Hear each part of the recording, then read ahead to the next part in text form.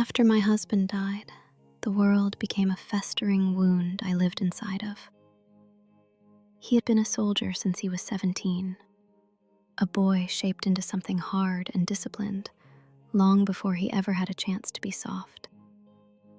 Afghanistan carved shadows into him that no one seemed willing to see. He came home with battles still raging inside him, invisible to everyone except me. We begged for help. Hospitals, therapists, anyone. But doors kept closing. Pills were handed out like afterthoughts. His medical file grew thick with warnings: suicidal, unstable, unsafe. And still they sent him home. They left him to wander the storm of his own mind, expecting me to stand guard against a tide no one could hold back. And somewhere in all of that, the war inside him, the fear inside me, the endless fight to keep him alive, we stopped being lovers and became something closer to strangers sharing the same collapsing world. Not because we didn't care, but because the weight he carried built walls neither of us knew how to tear down. I tried to save him with everything I had. I tried to be the net beneath him when every system meant to protect him failed. The morning he died, he kissed my cheek and whispered, "I love you."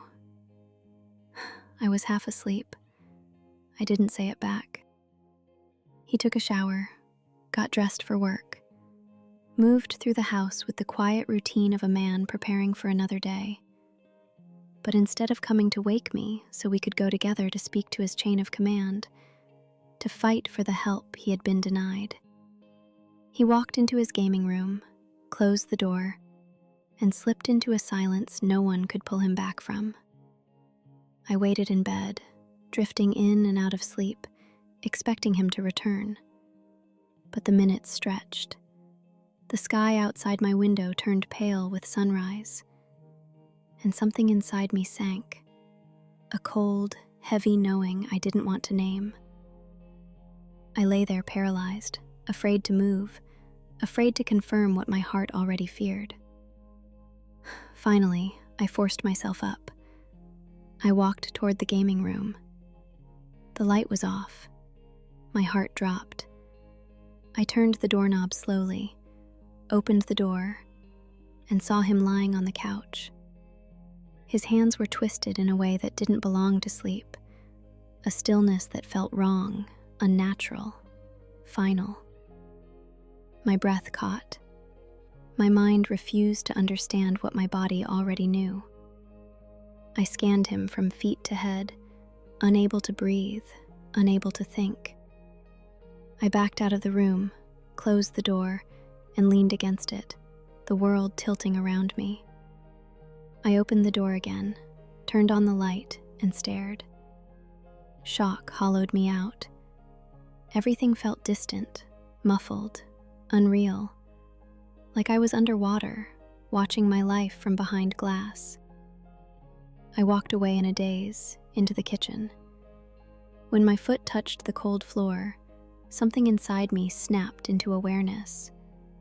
And at that exact moment, all three of our cats, who had been standing in the kitchen staring down the hallway as if they sensed a shift in the air, suddenly scattered.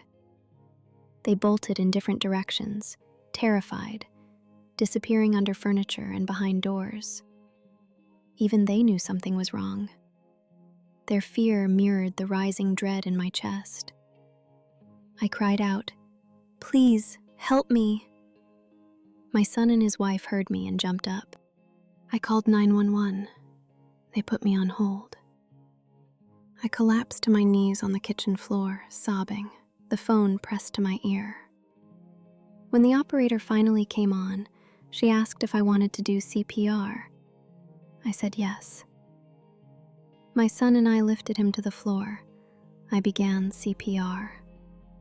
The sounds that came from him haunt me still, sounds no one should ever have to hear.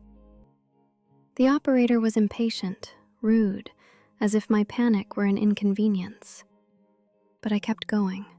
I kept trying, even though I knew.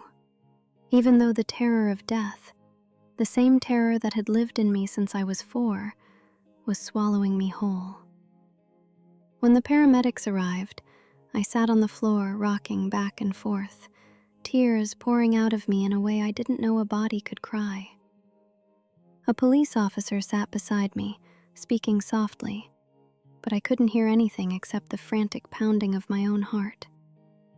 Then I heard beeping, sharp, mechanical, alive. For a split second, hope exploded inside me, wild, bright, blinding. I thought they had brought him back.